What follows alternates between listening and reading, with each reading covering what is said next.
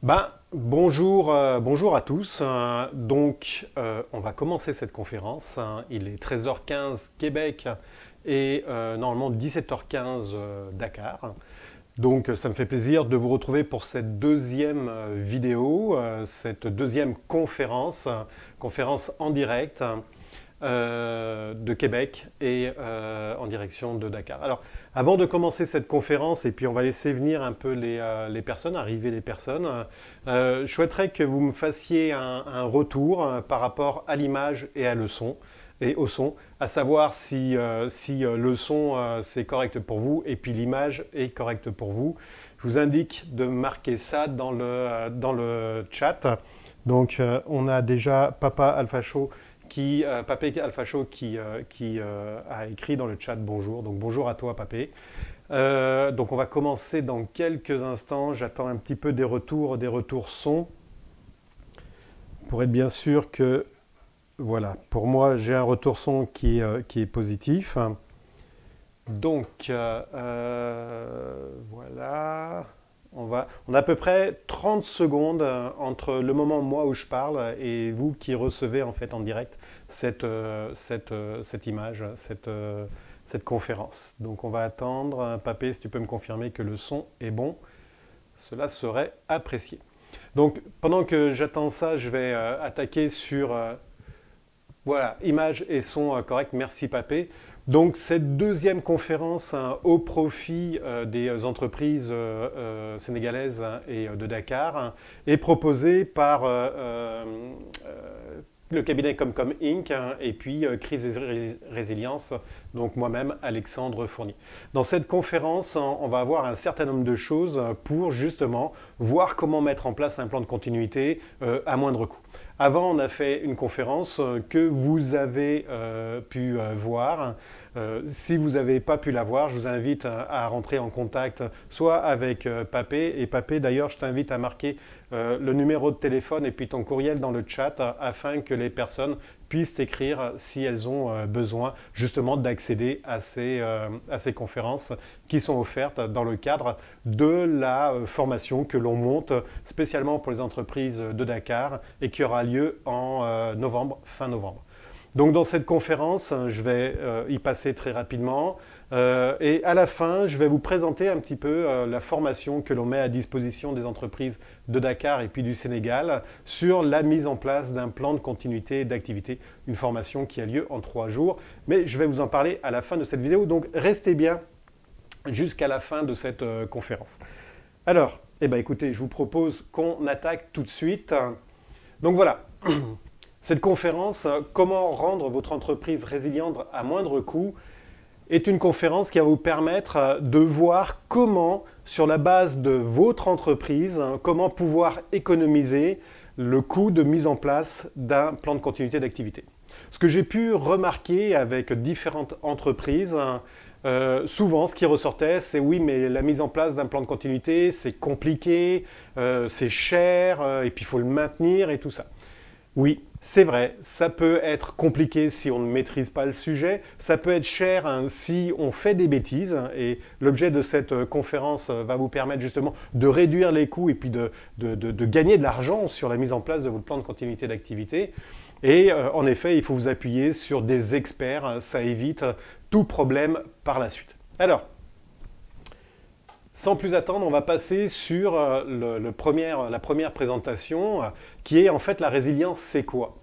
Alors la résilience, c'est la capacité d'une organisation à pouvoir anticiper, à pouvoir se préparer à un événement qui va arriver et qui habituellement n'est pas souhaité, une crise par exemple, à pouvoir réagir et à pouvoir s'adapter.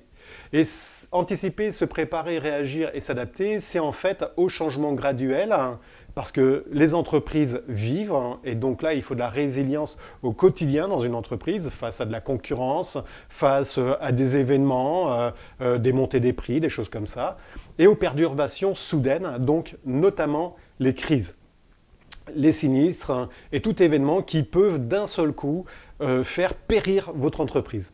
Et donc l'objectif en fait de la résilience, c'est tout simplement de survivre et de prospérer. Donc c'est très important de comprendre que la résilience n'est pas seulement dans le cadre en fait d'un sinistre, mais la résilience joue aussi avec la durée de vie de l'entreprise au quotidien. Donc la résilience est quelque chose de aussi bien valable pour la continuité d'activité, et puis moi c'est ce que j'apporte dans le cadre de la mise en place de plans de continuité d'activité, que pour la vie courante d'une entreprise face à la concurrence, face à l'évolution en fait du marché. Alors, une fois qu'on a placé la résilience, on va regarder un premier point qui est apprendre à mieux se connaître. Un premier point d'économie, c'est mieux se connaître et ça va permettre de s'auto-évaluer. Et d'ailleurs, si vous souhaitez vous auto-évaluer, il y a une fiche sur notre site sur lequel vous avez 50 ou 60 questions pour pouvoir vous auto-évaluer. Je les mettrai d'ailleurs dans le commentaire en dessous de cette vidéo quand je la republierai. Comme ça, vous aurez tout simplement l'accès en fait à cette fiche. Alors, mieux se connaître, eh ben, ça va commencer par une première des choses, ça va être de connaître vos actifs. Connaître ses actifs, c'est pas seulement connaître les véhicules que l'on a, les bâtiments que l'on a, mais c'est aussi de l'immatériel. Connaître ses actifs, par rapport à ça, c'est de savoir quel est l'état de situation de mon entreprise aujourd'hui et comment est-ce que je peux utiliser mon entreprise à des fins de reprise d'activité, de continuité d'activité. Apprendre à mieux connaître ses actifs, ça va permettre par exemple de faire un état des lieux de la situation au jour d'aujourd'hui par rapport à votre entreprise. Si vous avez eu des acquisitions, si vous avez fait des acquisitions dans votre entreprise, eh ben, l'acquisition que vous avez faite, vous connaissez peut-être pas complètement en fait le fin détail de ce que vous avez pu acquérir, mais ça va vous permettre de connaître peut-être que vous avez peut-être un bâtiment supplémentaire, un hangar supplémentaire, du matériel supplémentaire, et tous ces actifs-là peuvent servir dans le cas en fait d'un sinistre pour pouvoir s'appuyer sur ces actifs-là, pour pouvoir redémarrer sur la base de ces actifs-là. Et ça, c'est un moment d'économie assez important parce que ça vous évite, si par exemple vous avez un deuxième bâtiment ou un deuxième bureau ailleurs, ça peut vous permettre d'éviter de payer une location à l'année uniquement dans le cadre d'un sinistre. Là, dans le cas où vous auriez un autre site déjà dans le cadre de votre entreprise, vous pourriez très bien vous replier dessus. Et là, ça serait une économie, l'économie tout simplement de louer un espace spécialement pour de la continuité. Donc connaître ces actifs, ça va vous permettre de bien savoir ce que vous avez et comment vous allez pouvoir vous en servir en cas de sinistre. Et ça, c'est très intéressant de se dire, tiens, j'ai telle chose, et si je suis sinistré, comment est-ce que je peux m'en servir pour pouvoir me relever? Ça amène à réfléchir et à commencer à amener des plans. Et d'ailleurs, des plans, c'est le deuxième point pour mieux se connaître. Vos plans actuels, est-ce que vous avez des plans que vous avez déjà faits pour la continuité d'activité? Est-ce que vous avez déjà réfléchi à vous dire, tiens, si mon magasin, si mon bâtiment, si mon usine est sinistré, quels sont mes plans pour pouvoir me relever ou pouvoir maintenir mon activité?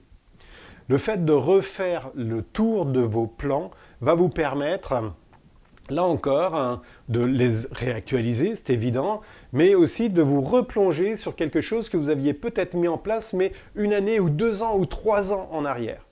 Et là, ça vous permet de réactualiser ça avec justement vos actifs qui peuvent être de nouveaux actifs. Donc vos plans, faire le point sur ces plans, les plans actuels, et là aussi s'auto-évaluer, ça va être de se dire, si je n'ai pas de plan de continuité d'activité ou de reprise informatique, il va m'en falloir un. Et ça, typiquement, c'est l'objet de la formation que l'on offre, c'est typiquement de mettre en place ces plans de continuité d'activité ou alors des plans de reprise informatique pour pouvoir vous relever ou maintenir votre activité en cas de sinistre. Alors, ensuite de ça, là où c'est intéressant de mieux se connaître, c'est au niveau de vos personnels. J'en ai parlé lors de la dernière conférence et je vous invite d'ailleurs d'aller la voir par rapport au lien qu'on vous a envoyé si vous ne l'avez pas encore vu, mais de regarder un petit peu sur vos personnels, quels sont vos personnels clés sur lesquels vous allez pouvoir vous appuyer.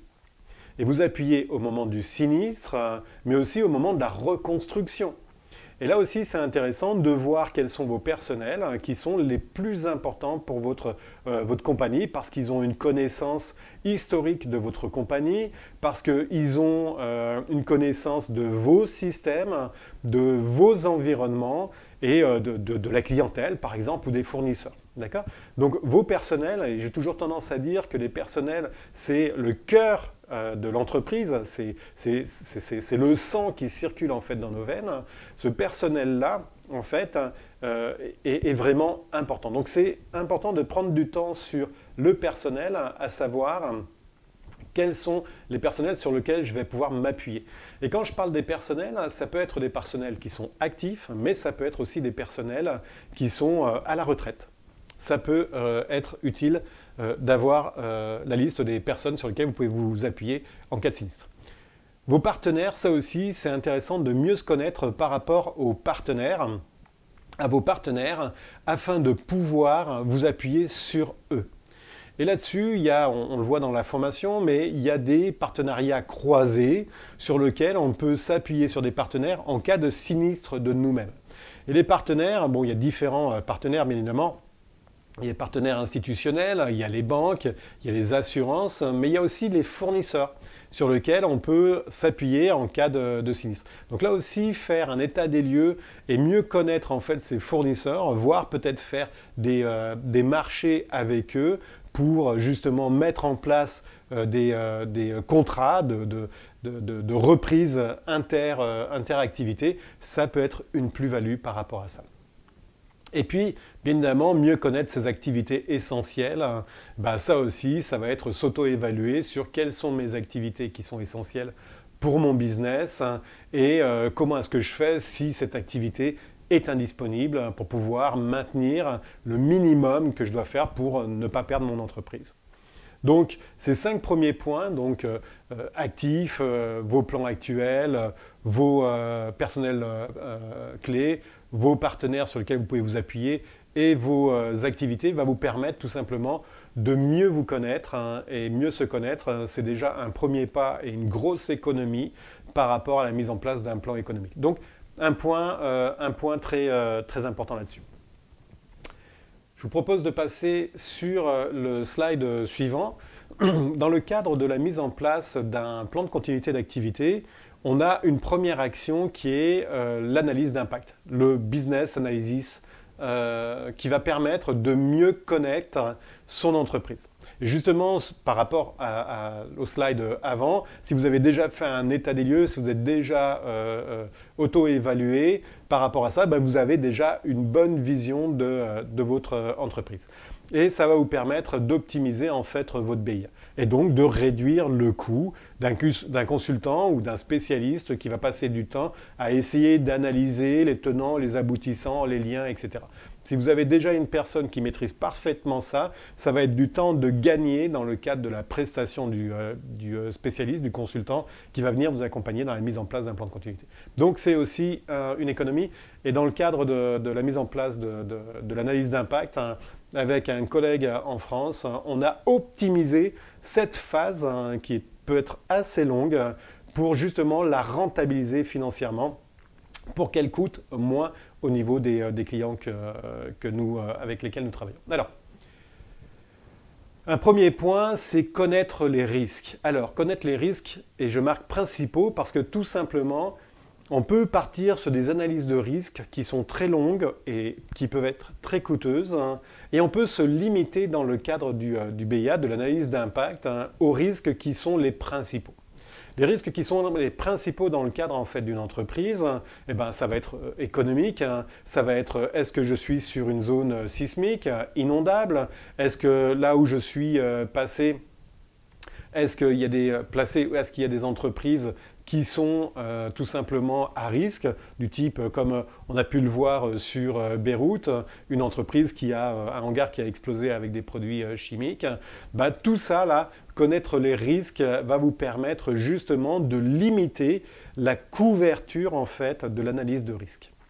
Et ça reste assez simple à faire hein, et vous pouvez le faire toujours dans le cadre de l'auto-évaluation. Ça va vous permettre de savoir, tiens, quels sont mes risques? Est-ce que je suis sous une ligne aérienne? Est-ce que j'ai une voie de chemin de fer qui passe à côté de mon entreprise et potentiellement avec des produits chimiques? Est-ce que j'ai une autoroute avec peut-être des camions qui peuvent déverser des produits chimiques ou des produits pétroliers, peu importe. Est-ce que je suis sur une zone sismique, ce que j'ai dit tout à l'heure, inondable, etc. Donc ça, c'est un point important et le fait de se limiter dans la zone de risque va vous permettre de réduire vos coûts au niveau de l'analyse d'impact. Mais attention, hein, il faut quand même être rigoureux par rapport à ça pour bien gérer toute cette partie risque. Un deuxième point, c'est limiter le nombre d'impacts. Quand on fait une analyse de risque, on va arriver tout simplement sur des impacts vis-à-vis en fait de ce risque qu'on a fait. Si j'ai par exemple une zone inondable, si je suis dans une zone inondable, eh ben, quels vont être les impacts par rapport à ça? Et les impacts, ils vont peut-être toucher mon outil de production, mes usines. Ça a été le cas pour une entreprise au Québec où les outils, c'était une entreprise qui fabriquait des gâteaux. Et les outils pour fabriquer les gâteaux étaient en sous-sol. Et quand il y a une inondation, bah forcément, toutes ces machines ont été perdues. Donc là-dessus, ça va être de regarder un petit peu les impacts principaux vis-à-vis en fait du sinistre qu'on a vu, des risques qu'on a vu un petit peu plus haut. Donc là, ça va être, est-ce que je vais avoir un impact financier? Est-ce que je vais avoir un impact visuel, médiatique? Est-ce que je vais avoir un impact sur ma production? Est-ce que je vais avoir un impact sur les produits alimentaires, etc., etc., sur le pharmaceutique? Donc regardez les impacts qui sont le plus importants pour vous par rapport au risque.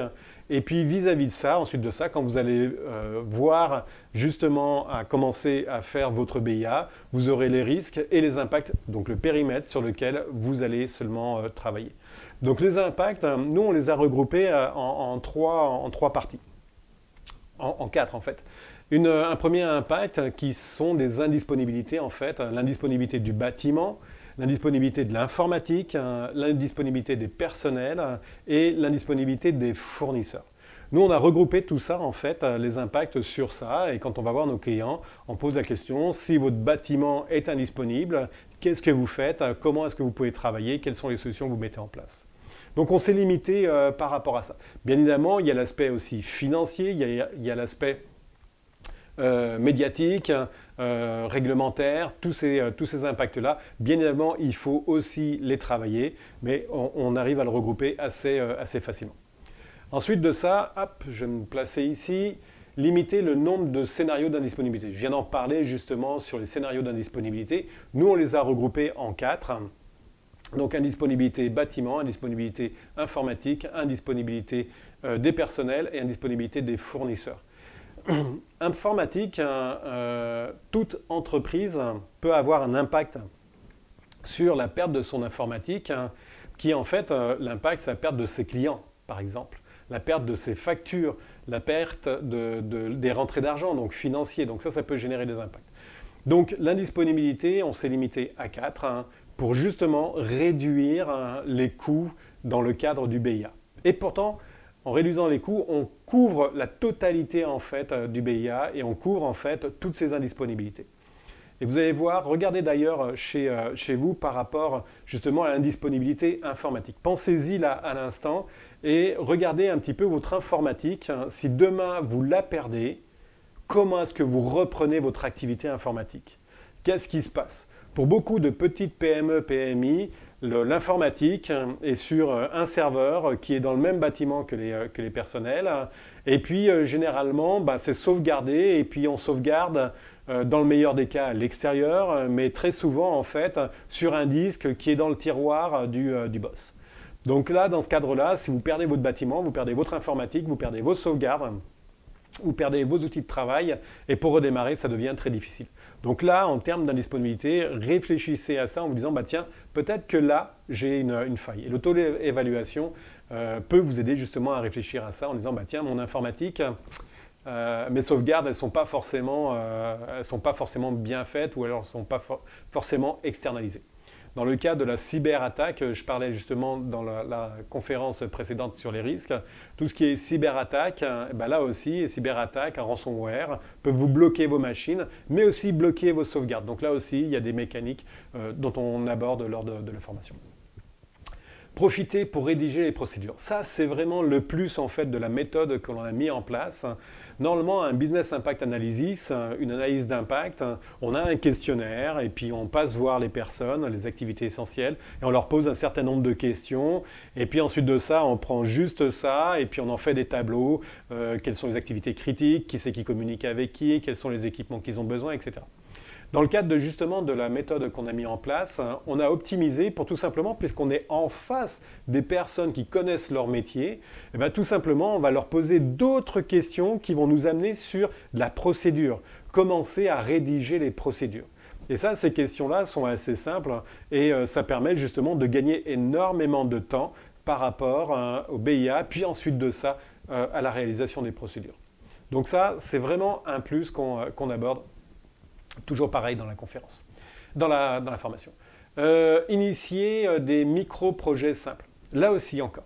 Quand on rencontre en fait les personnes, on arrive à discuter donc avec elles de tout leur business et il y a plein de choses qui remontent. Et notamment, on a des questions qui portent sur quelles sont les solutions de contournement que vous avez ou qu'il serait intéressant de mettre pour limiter l'impact d'un sinistre. Et là, à ce moment-là, il y a plein d'idées qui remontent, qui pop-up, comme un petit peu ce que je vous ai demandé.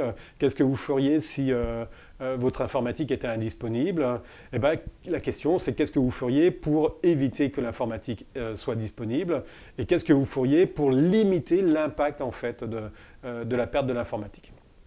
Donc ben, c'est tout ce genre de petites questions-là. Et quand on pose ces questions-là avec les interlocuteurs que l'on a, il y a plein d'informations qui remontent.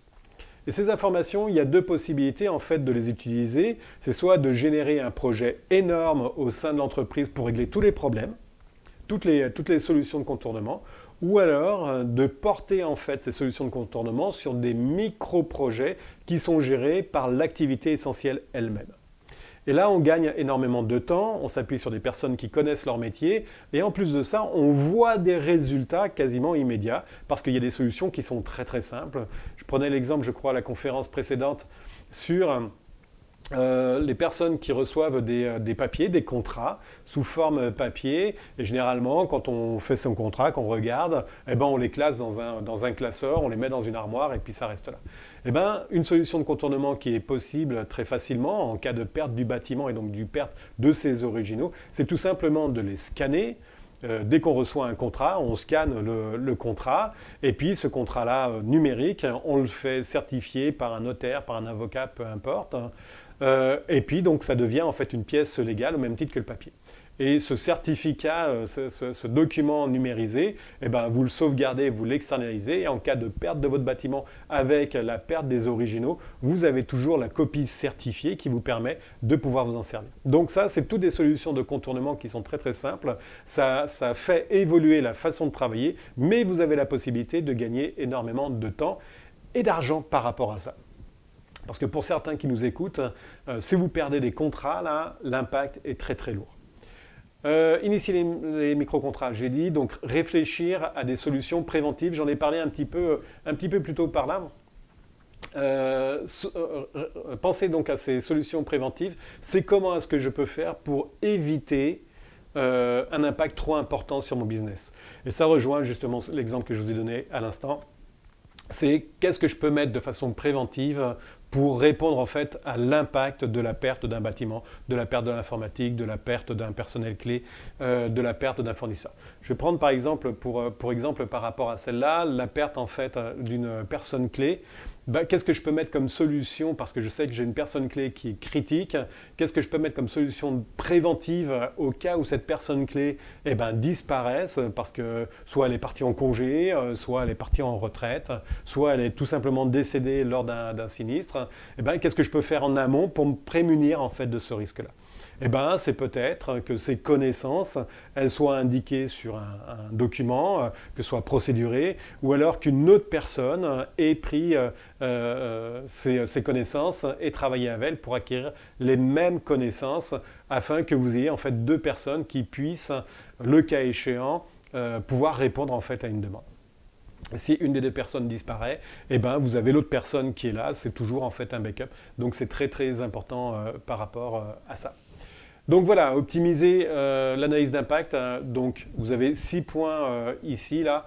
Il y en a d'autres, mais ce sont des points qui sont importants. Efficace à moindre coût. Là, ça va être intéressant de regarder comment est-ce qu'on peut avoir des stratégies gagnantes. Et ces stratégies gagnantes vont permettre justement de réduire les coûts. Et réduire les coûts, c'est l'objectif en fait de cette conférence, c'est de vous permettre de voir un petit peu comment faire. Alors, un premier point, sensibiliser et prévenir.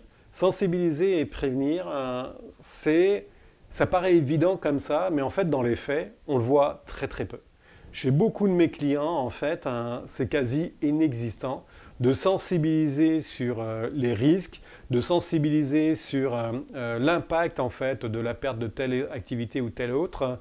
Et puis cette notion de prévenir, c'est d'amener les gens en fait, une fois qu'ils sont sensibilisés, à se dire bah tiens, comment est-ce que je peux faire dans le cadre de mon milieu de travail pour optimiser mes continuités, ma reprise d'activité ou ma continuité d'activité. Quelles sont, ça rejoint un petit peu les micro-projets qu'on avait avant, quelles sont les actions, les petites actions à mon niveau individuel que je peux faire pour éviter en cas de sinistre que ça devienne plus contraignant en fait à redémarrer.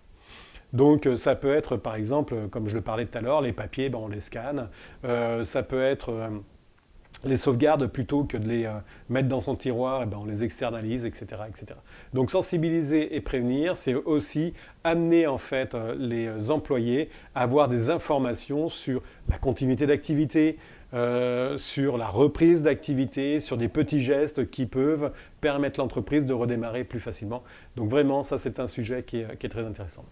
Organiser votre travail et puis limiter les vulnérabilités. J'en ai parlé un petit peu ici, puis sur le slide avant. C'est vraiment comment est-ce que je m'organise au quotidien pour éviter que j'ai un impact plus important en cas de sinistre. Ça rejoint ici, là, je parle un petit peu de cybersécurité. Typiquement, les papiers, et dans beaucoup d'entreprises, je le vois, il y a des papiers qui traînent sur les bureaux de personnes, et parfois ces papiers ont une certaine confidentialité. Bah là aussi, typiquement, ces papiers qui ont des confidentialités, eh ben, il faut voir comment est-ce que je m'organise dans mon travail pour pas que ces papiers soient visibles. Donc je les mets dans un tiroir, je les ferme à clé, ou alors je les scanne et puis je détruis le document, etc. Donc ça, c'est toutes des choses, des petites actions clés au niveau de l'individu qui peuvent être renforcées par tout simplement le fait de sensibiliser sur la sécurité. Répartir vos ressources. Alors ça, ces ressources, c'est les actifs un petit peu que l'on parlait sur l'acétate précédent. Et ces notions d'actifs, eh ben, on va essayer de les répartir. Alors, répartir ces ressources, ce n'est pas toujours évident. Pour des petites entreprises, des micro-entreprises, ça reste assez compliqué de répartir ses équipes sur 2 bâtiments, de répartir son informatique sur 2 bâtiments. Mais il y a quand même des actions qui sont possibles de faire. Quand on parle de ressources, c'est des ressources matérielles, mais c'est des ressources aussi numériques. Ou immatérielles. Et ben ça, typiquement, ces ressources immatérielles, vous n'êtes pas obligé de les garder dans votre informatique, dans votre bâtiment, mais vous pouvez la mettre sur l'info nuagique, donc l'externaliser en fait de vos lieux de travail. Donc ça, c'est une façon de faire. Il y a d'autres façons de faire pour l'informatique. Si vous avez plusieurs sites informatiques, c'est bien évidemment de répartir vos systèmes d'information de telle sorte que si vous avez un site informatique qui est détruit, eh ben, que vous n'ayez pas tout simplement votre informatique globale qui est détruite, mais que ce soit qu'une petite partie. Donc répartir l'informatique, répartir les personnels dans la mesure du possible. Il y a sur tout ce qui est logistique, donc les flux de logistique. Eh ben, quand on reçoit du matériel, on peut soit stocker le matériel chez soi, soit stocker le matériel en fait chez le fournisseur. C'est des accords qui se mettent en place, ce qui fait que si vous avez des quantités de matériel assez importantes, bah, vous n'avez peut-être pas tout chez vous. Et si vous avez votre entreprise qui est détruite, bah, vous perdez qu'une petite partie du matériel et vous pouvez très rapidement en fait recevoir à nouveau des équipements, des matières premières, parce que celles-ci sont stockées en fait chez le fournisseur ou chez un tiers. Donc ça, c'est aussi des solutions pour répartir en fait vos actifs, pour éviter de tout perdre d'un seul coup lorsqu'il y a un sinistre. Donc répartir ces ressources, un petit point qui est pas mal intéressant. Donc mutualiser vos actifs. J'en ai parlé un petit peu tout à l'heure quand on a l'informatique. Eh ben, mutualiser ces actifs. Si vous avez des environnements de production, vous avez forcément des environnements de pré-production ou de test. Eh ben là, ça peut être intéressant pour économiser, d'utiliser vos environnements de pré-production ou de test comme environnement de reprise. Ça vous évite en fait d'acheter des équipements qui vont dormir et qui seront là uniquement dans le cas en fait d'un sinistre. Donc c'est ce genre de choses-là. Mutualiser des actifs, si vous avez des hangars ou des entrepôts, ben peut-être que vos entrepôts ou vos hangars peuvent servir, peuvent être mutualisés dans le cas d'un sinistre pour recevoir en fait votre site de repli, recevoir vos personnels, recevoir du stock ou recevoir ce que vous voulez mettre dedans, mais en tout cas vous avez un espace en fait qui est dedans. Donc vraiment ça peut être aussi un point d'économie relativement important par rapport à ça. S'adapter à la technologie, ça c'est un sujet qui peut être polémique parce que la technologie ça peut coûter cher. Et donc changer sa technologie ou s'adapter à sa technologie, on peut se dire bah ouais mais si je change mon OS toutes les années, ça va me poser un problème, ça coûte cher. Si je change mon matériel, etc., ça coûte cher. Vous avez raison, ça a un coût. Mais ce coût-là, c'est le coût de la sécurité par rapport à ça. Il y a énormément, dans le cadre de la cybersécurité, il y a énormément en fait de failles qui s'appuient sur des anciens systèmes d'exploitation, sur d'anciens produits qui ne sont pas upgradés, sur d'anciens matériels qui ne sont pas mis à jour. Donc par rapport à ça, ça a un coût si vous vous faites attaquer. Et croyez-moi que l'utilisation de ces failles peut vous coûter beaucoup plus cher que d'actualiser en fait votre technologie. Donc, s'adapter à la technologie, ben, c'est aussi s'adapter aux moyens qui actuellement, donc je parlais des hardware, du matériel donc à mettre à jour, à faire en sorte qu'il soit le plus récent possible, dans la mesure du possible on s'entend, que les logiciels soient aussi eux-mêmes les plus à jour possible. Et puis ça peut être aussi utiliser en fait l'info nuagique. J'en parlais, je crois, ici, répartir ses ressources, ça peut être d'utiliser l'info nuagique, d'avoir une partie de sa production sur l'info nuagique et puis une partie de sa production dans son centre informatique. Ça va très très bien pour les PME, PMI qui peuvent en fait alléger leur impact informatique, leur coût informatique en délocalisant, en s'adaptant en fait à l'info nuagique. Il y a des contre-coups par rapport à l'info nuagique, il faut quand même prendre des dispositions pour faire attention. Et d'ailleurs, il y a une conférence qu'on a faite sur l'info nuagique, vous pourrez la retrouver sur notre chaîne YouTube Crise et Résilience sur YouTube. Et vous allez, d'ailleurs, la chaîne sur laquelle vous êtes actuellement là. Et vous allez voir que sur l'info nuagique, il y a quand même des attentions à avoir par rapport à ça. Donc, s'adapter à l'aide technologique, ça peut sembler être coûteux, mais en fait, vous faites une économie au moment du sinistre, croyez-moi. Et puis, impliquer la direction, ça aussi, c'est quelque chose de relativement important et puis qui peut baisser les coûts. Je suis passé dans plusieurs entreprises où, en fait, on a mis en place des plans de continuité d'activité, ça remonte quand même à assez loin, où on a mis des plans de continuité d'activité. J'ai un exemple, par exemple, dans les banques, où il y avait une obligation de la commission bancaire en Europe, en France, qui demandait de mettre en place des plans de continuité. Donc, ces plans de continuité, les banques ont fait le nécessaire, ont répondu en fait à une réglementation. Et donc, elles ont appelé des consultants qui ont fait des plans de continuité d'activité. Ça prenait des cartables, des classeurs énormes, des quantités phénoménales. Et en fait, au final, ils n'étaient pas utilisés. Donc, ça a coûté relativement cher par rapport à ça. Donc là où c'est important d'impliquer la direction, c'est parce que c'est elle qui doit être le guide par rapport à la mise en place du plan de continuité d'activité. C'est elle qui doit être moteur sur les actions plus prioritaires à faire, et puis sur celles que l'on fera peut-être dans une seconde étape. Donc ça, impliquer la direction, c'est aussi le fait de montrer qu'il y a un capitaine à bord et que ce n'est pas seulement les salariés, les employés qui sont tout le temps là en train de pousser pour faire avancer ce projet de plan de continuité d'activité. Parce que si c'est le cas, si la direction en fait s'en désintéresse, au bout d'un certain temps, l'effet que ça donne, c'est que personne ne se sent en fait réellement concerné et le projet végète, voire en fait meurt à petit feu et au final vous brûlez beaucoup d'argent pour un résultat qui ne sera pas au rendez-vous. Donc par rapport à ça, impliquer la direction, c'est vraiment quelque chose de primordial. Il faut vraiment qu'il y ait un leadership de la direction par rapport à ça. Ok. Éviter les pièges. Alors, qu'est-ce qui coûte cher dans la mise en place de plans de continuité d'activité? Eh ben, c'est de faire un peu n'importe quoi, de ne pas s'appuyer sur des bonnes pratiques, etc. Je vais en parler. Mais ce que je me suis aperçu à plusieurs reprises, les entreprises arrivent à faire des choses, mais en fait tombent dans des pièges. Et d'ailleurs, on va en parler tout de suite. On parlait justement de bonnes pratiques. Eh ben, les bonnes pratiques, c'est pas de faire n'importe quoi. Il y a plusieurs bonnes pratiques qui sont en place. Il y a ISO, nous on utilise ISO 22301, toute la gamme de ISO, BCI et puis l'ADRI qui est plus nord-américain.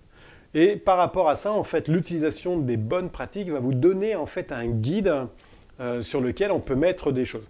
Et d'ailleurs, vous pouvez aller regarder, je vous invite à acheter ISO 22301, vous allez voir comment mettre en place un plan de continuité d'activité. Vous allez vous apercevoir que ce n'est pas aussi simple que ça, et qu'en effet, ça nécessite l'expertise en fait, de personnes qui sont qualifiées.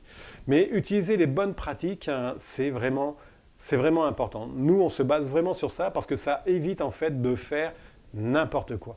Et ce qui est justement dans les pièges, là, ce qu'on voit là, c'est qu'il y a des petites entreprises, des petites PME qui pensent en fait que ce qu'elles font, c'est la bonne chose, mais en fait, elles font des erreurs. Une erreur qu'on voit le plus souvent, c'est tout simplement les sauvegardes, on les met dans le tiroir du boss, ou alors on la met sur un disque dur qui à côté est connecté en fait au serveur. Et là, dans le cadre d'une attaque de rançon logiciel, là vous perdez la totale et vous perdez votre entreprise. J'ai vu plusieurs entreprises justement fermer la clé parce que c'était mort par rapport à ça. Donc vis-à-vis de ça, là, utiliser les bonnes pratiques, ça permet vraiment d'avoir un guide. Et j'insiste parce que c'est vraiment, vraiment important. Communiquer, alors, pourquoi communiquer en fait?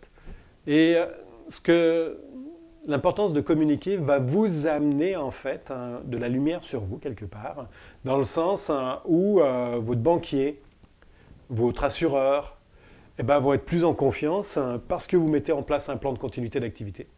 Donc communiquer, c'est excessivement important parce que ça permet en fait d'amener en fait votre goût de la maintenance de votre entreprise, l'importance vis-à-vis de vos clients, de vos fournisseurs, de vos banquiers, de votre assureur, sur le fait que vous souhaitez maintenir votre activité même en cas de sinistre. C'est important pour vous.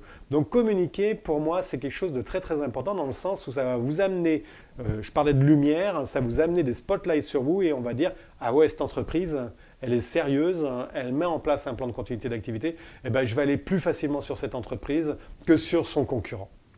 Et ça, c'est, croyez-moi là, ça paraît rien là de communiquer. Il y en a même, j'ai même certains clients qui m'ont dit non, communiquer, ma concurrence va savoir que je mets en place un plan de continuité d'activité, c'est pas bien, etc. Si, c'est bien.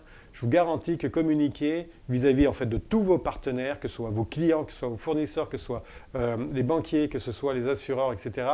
C'est réellement un plus. Et en termes d'économie d'argent là, justement, les assureurs sont très friands par rapport aux entreprises qui mettent un plan de continuité d'activité parce que tout simplement, elles vont baisser leur prime d'assurance parce qu'elles savent que vous allez vous relever plus rapidement et donc du coup, elles vont avoir moins à payer. Donc là, vous avez un levier de négociation qui peut vous faire gagner quand même pas mal d'argent en fonction de l'entreprise que vous avez là. Et rien que ça vaut la peine de prendre l'information. Ok, faites-vous accompagner, mais gardez la maîtrise. Alors, faites-vous accompagner. Ça veut dire soit suivez une formation, soit appuyez-vous sur des experts qui vont vous accompagner dans la mise en place de la continuité d'activité. Donc ça, c'est très important là. C'est vraiment important là. Ça rejoint un petit peu ce point-là là. Faites pas n'importe quoi. Appuyez-vous en fait sur les entreprises, sur des experts. Maintenant, gardez la maîtrise. Ça veut dire quoi? Ça veut dire qu'une fois que les experts sont passés, que les professionnels de la continuité sont passés, eh ben, il faut que vous ayez quelqu'un en interne qui gère en fait cette continuité, qui maintienne cette continuité. Sinon, vous allez perdre de l'argent. Donc ça, là-dessus, quand on fait en fait du consulting, qu'on accompagne des entreprises, on demande à être accompagné d'un interne qui va prendre notre travail. Et en même temps, on le forme. On le forme sur la continuité, on le forme sur tous les éléments en fait, de la continuité, les risques, les impacts, les procédures, etc. Ce qui fait que tout au long, en fait, il sait ce que l'on fait et quand nous on part, eh ben, il a connaissance du plan de continuité, il a la maîtrise du plan de continuité d'activité et en cas de crise, en cas de sinistre, eh ben, il sait quoi faire tout de suite. Il n'y en a pas besoin de rappeler le consultant 1 an, 2 ans après et puis qui peut-être n'est pas disponible. Donc faites-vous accompagner mais gardez la maîtrise. Maintenir votre résilience en tout temps. Ça veut dire que si vous avez fait un plan de continuité d'activité, ne le mettez pas dans un coin là, mais gardez-le, actualisez-le, testez-le, faites en sorte de toujours qu'il soit le plus souvent à jour. Et dès qu'il y a un changement dans votre entreprise, une acquisition, le départ d'une personne, le remplacement par une autre, changement d'équipement, etc., faites en sorte que votre plan d'activité soit le plus actuel possible. Donc ça, maintenir votre résilience, et plus vous allez le maintenir, plus vous allez faire des essais, plus vous allez devenir résilient, plus ça va être facile face à une crise, croyez-moi. Prendre votre temps, mais pas trop. Prendre votre temps, il ne faut pas vous précipiter dans la mise en place d'un plan de continuité d'activité. Il faut réfléchir, et c'est pour ça, si vous allez sur le premier Essay Start en réécoutant cette vidéo, vous allez voir que l'auto-évaluation est importante. Prenez votre temps de savoir c'est quel périmètre que je vais regarder. Dans la précédente conférence, on en a parlé. Quels sont les éléments sur lesquels je peux m'appuyer, quelles sont les personnes clés, etc. Commencez à vous faire une tête par rapport à ça. Qu'est-ce qu'il faut que je sécurise, etc. Mais traînez pas trop. Parce qu'en fait, un événement, là, ça arrive n'importe quand. N'importe quand. Et je suis quasiment sûr que dans votre entreprise, vous avez pu vivre déjà en fait des attaques, de l'hameçonnage, des choses comme ça dans le cadre en fait de la cybersécurité. Et ça, de plus en plus, en fait, on voit ce genre de choses. Donc, n'attendez pas trop pour mettre en place un plan de continuité d'activité. Croyez-moi, il est parfois urgent et nécessaire de les mettre quand même rapidement, mais prenez votre temps de réfléchir sur qu'est-ce que vous allez mettre en place. Donc, voilà pour cette partie. Et je crois qu'on arrive à la fin. Donc, on arrive à la fin. On va arriver bientôt aux questions. Donc, n'hésitez pas à commencer à marquer vos questions dans le chat. Ça va me permettre en fait d'y répondre. Alors, en attendant que vous marquiez des questions, si toutefois vous avez des questions, et qui plus est, si vous voulez m'écrire directement, c'est info@crise-résilience.com. N'hésitez pas à nous écrire, ça nous fera plaisir de vous répondre.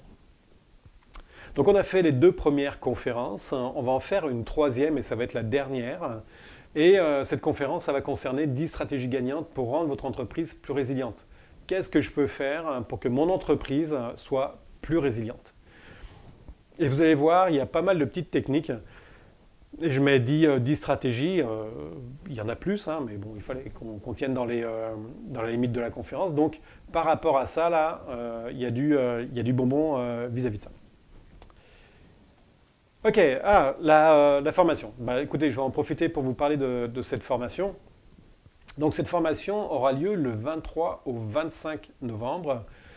Élaborer un plan de continuité d'activité. Vous avez pu voir dans les 2 premières conférences, il y a beaucoup de stock. Ce n'est pas aussi simple que ça de mettre en place un plan de continuité d'activité. Il y a des pièges à éviter, il y a des techniques à mettre en place, il y a des stratégies, etc.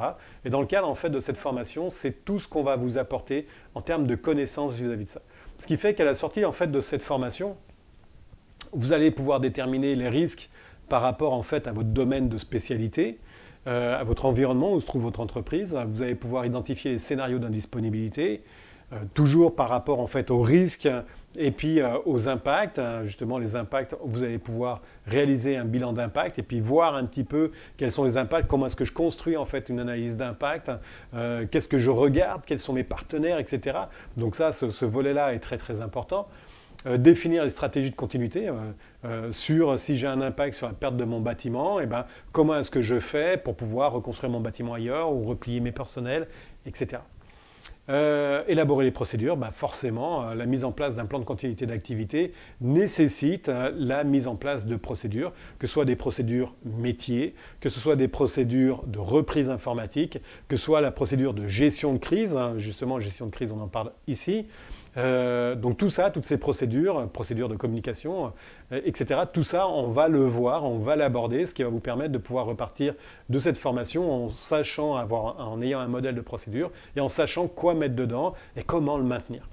Et puis mettre en place en fait des exercices. Donc là, on va voir la mise en place d'exercices et puis la mise en place en fait d'une gestion de crise. Ces deux points-là, ça va vous permettre de savoir quoi faire. Sachez quand même qu'il y a des formations complémentaires sur les exercices, qui est une autre norme ISO, donc si ça peut vous intéresser. Et puis sur la gestion de crise, on fait aussi une formation pour vivre des gestions de crise et donc se préparer par rapport à ça. Alors, cette formation, normalement, on la trouve sur le marché à plus d'1 million de francs CFA.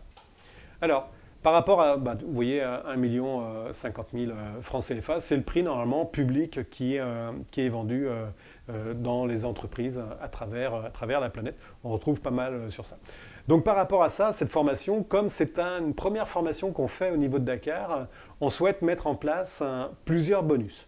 Donc là, il y a 2 bonus qui sont offerts et qui sont offerts pour toutes les personnes qui vont acheter la formation. Et cette formation donc, va être accompagnée de 2 masterclass de 2 heures chacun.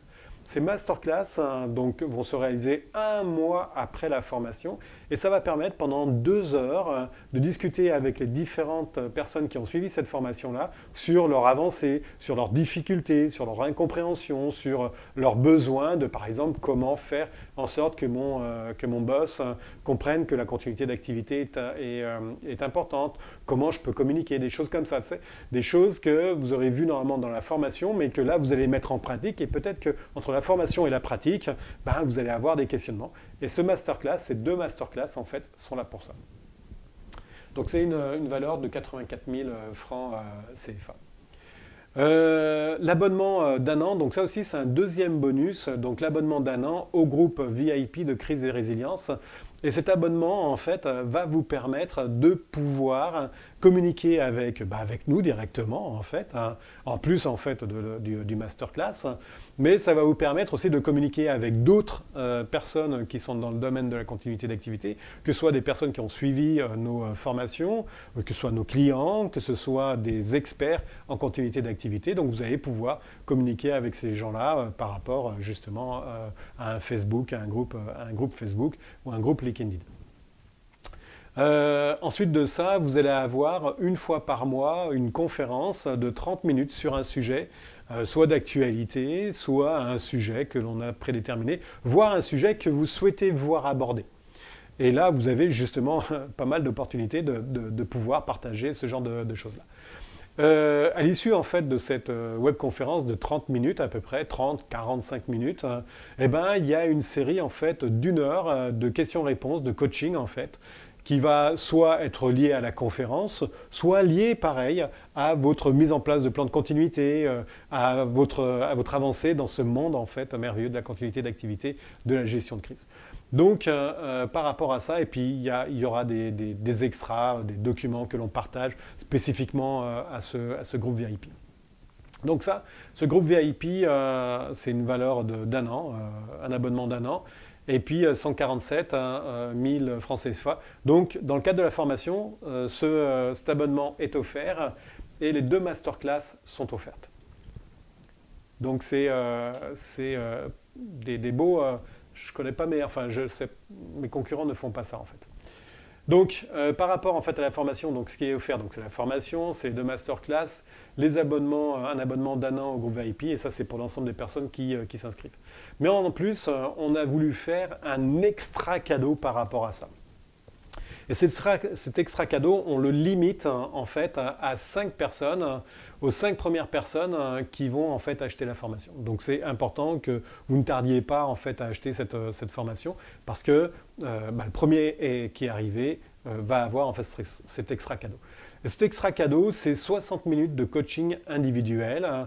C'est-à-dire que vous allez pouvoir discuter directement avec moi dans le cadre de la création de votre entreprise, dans le cadre en fait de la mise en place du plan de continuité dans votre entreprise. Et c'est vraiment en fait 60 minutes. Si ça déborde 60, 70, 75, 90, ça débordera un petit peu.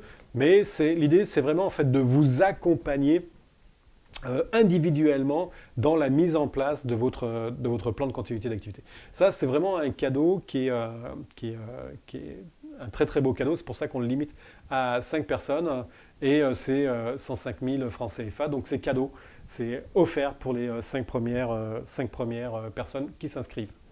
Cela, par contre, c'est pour toutes les personnes qui s'inscrivent. Hop, alors... la formation, les 2 masterclass, l'abonnement d'1 an, les 60 minutes de coaching, voire 90, on n'est pas à 30 minutes près.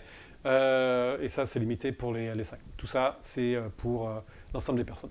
Normalement, le prix complet de cette formation, c'est 1 400 000 francs CFA. Ce n'est pas le prix que l'on fait dans le cadre en fait, de cette formation, dans le cadre de cette série de conférences, puisque c'est la première fois qu'on va faire des formations au niveau de Dakar. On a décidé de réduire en fait, et de mettre un prix d'appel par rapport à ces formations-là. Les prochaines formations risquent d'être plus chères. Ou alors, il n'y aura peut-être pas forcément ces cadeaux-là. Donc, on a décidé en fait de baisser à 897 000 francs CFA cette formation. Donc, c'est une offre promotionnelle qui est vraiment liée en fait au fait que l'on lance cette formation au niveau de Dakar et du Sénégal. Donc, du coup, c'est vraiment une belle offre. Vous ne verrez pas ça souvent sur le marché. Donc pour à peu près 897 000, enfin pour 897 000, vous avez la formation, vous avez 2 masterclass, vous avez un abonnement d'1 an au carré au groupe VIP, et puis pour les 5 premières, vous avez 60 minutes de coaching. Donc je vous invite vraiment à ne pas tarder à vous inscrire, parce que ça peut partir très vite. Alors, et puis pour vous inscrire, hop, je crois que j'ai mis les coordonnées ici, voilà. Vous avez les coordonnées qui sont ici, donc n'hésitez pas. C'est le numéro de téléphone de Comcom Inc. Et puis vous avez le courriel ici sur lequel vous pouvez déjà écrire pour vous inscrire dès à présent. Voilà, je crois que j'ai fait le tour. Donc merci de votre écoute. J'espère que cette conférence vous a plu. Je vous propose simplement de passer à la période de questions-réponses. Donc n'hésitez pas à écrire vos réponses dans le chat. Je vois qu'il y en a déjà. Si vous n'avez pas la possibilité d'écrire vos questions dans le chat, Papé a mis le numéro de téléphone et puis son courriel. Donc n'hésitez pas à écrire à Papé et puis Papé, à la rigueur, écrira sur le chat. Alors, première question, est-il possible, comme par ces temps de Covid, d'élaborer un plan de continuité à court terme pour sauvegarder rapidement et un plan à long terme pour revenir plus tard à la normale? Oui. Alors, par rapport à ça, bien sûr qu'il est évident, en fait, de pouvoir mettre en place un plan de continuité dédié, en fait, au Covid, qu'on peut sauvegarder tout de suite. C'est des éléments que l'on va pouvoir faire de façon très rapide. La formation, on va aborder cette partie, ce qu'on appelle un plan pandémique, par rapport à ça, et ça va vous permettre justement d'avoir une première approche sur ça. Qu'est-ce qu'il faudrait que je fasse tout de suite sur la partie, si j'ai encore un problème au niveau du Covid, comment est-ce que je me prépare, comment est-ce que je fais un plan de continuité qui est plus dédié en fait à la pandémie, donc c'est ce qu'on appelle un plan pandémique. Donc ça, oui, bien sûr, on l'aborde dans le cadre de la formation. Et puis, à long terme, c'est la formation en entier qui va vous permettre justement de placer votre plan de continuité d'activité à long terme, qui peuvent aborder sur d'autres sujets, perte d'un bâtiment, perte d'une activité essentielle, perte de l'informatique, perte d'une personne clé, etc. Donc tout ça, en fait, on va l'aborder dans la formation. Sauvegarder rapidement, oui, donc pour sauvegarder rapidement. Puis deuxième question, le recensement des risques possibles doit certainement demander la participation de tous les responsables opérationnels. Oui, oui et non. Alors, par rapport à cette question, donc, est-ce qu'en fait, grosso modo, on a besoin de tous les responsables opérationnels pour déterminer les risques? J'aurais tendance, il y a deux types de risques. Il y a des risques qui sont plus au niveau de l'entreprise, qui vont être extérieurs à votre entreprise. Et là, vous allez pouvoir le voir, par exemple, si vous êtes sur une ligne aérienne, vous allez pouvoir le voir vous-même, si vous êtes à côté d'un chemin de fer ou dans une zone avec un risque de produits chimiques, d'explosion, etc. Ça, vous devez normalement le voir. Qui plus est, si vous avez une équipe des risques, ils doivent être sensibilisés par rapport à ça, une direction des risques. Ils doivent connaître les risques qui pèsent en fait sur l'entreprise, en externe et en interne. Maintenant, la deuxième partie des risques concerne en effet les responsables opérationnels. Et ces responsables opérationnels vont avoir des risques qui sont liés à leur niveau, à leur activité. Quand je parle par exemple je prends dans les mines, vous avez en fait un secteur qui s'occupe des explosifs. Ben forcément, le secteur qui s'occupe des explosifs a des risques qui vont être autres que ceux qui s'occupent de la comptabilité. On s'entend par rapport à ça. Donc là, oui, en effet, il est important de communiquer avec ses responsables opérationnels pour, par secteur d'activité, savoir quels sont leurs risques pour eux. Ça, dans le cadre justement de l'analyse d'impact, du BIA, du Business Impact Analysis, quand on va voir les responsables opérationnels pour mettre en place en fait le plan de continuité de leur activité, on va aborder justement ces questions-là sur quels sont vos risques par rapport à ça. Parce qu'on voit des risques qui sont généraux, extérieurs à l'entreprise, qui vont amener en fait sur des indisponibilités, qui sont la perte du bâtiment, la perte d'informatique, la perte du fournisseur, la perte de la personne clé. Mais il peut y avoir d'autres risques qui peuvent amener en fait sur des impacts financiers, sur des impacts réglementaires. Tiens, par exemple, sur l'impact réglementaire, si vous travaillez dans le milieu pharmaceutique, que vous travaillez dans le milieu médical, que vous travaillez dans le milieu alimentaire, eh ben, vous pouvez avoir des risques qui vont être relevés par les responsables opérationnels qui vont toucher en fait ces aspects-là. Donc c'est important en fait de voir l'aspect extérieur de l'entreprise et puis l'aspect intérieur de l'entreprise qui va être porté par les responsables opérationnels. Voilà pour les deux questions. Est-ce que vous avez d'autres questions? Je vais laisser à peu près 30 secondes. C'est à peu près le délai qu'il y a. Je n'ai pas le timing devant moi. Je ne sais pas depuis combien de temps est-ce que je suis en train de faire la conférence. Bon, je ne le vois pas, désolé.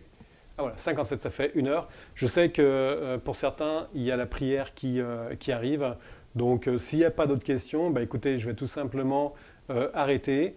Et puis, vous pouvez bien évidemment m'écrire sur info@crise-résilience.com si vous avez des questions.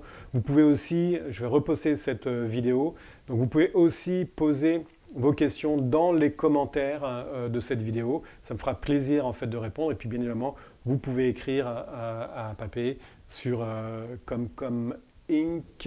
Hop. Hop. Bah, vous avez en fait l'adresse qui est indiquée dans les commentaires, donc comcominc@gmail.com, comcom avec des K. Voilà. Bah, écoutez, je vous remercie bien. J'espère vous retrouver pour la prochaine conférence. Donc, eh ben, écoutez, à très bientôt.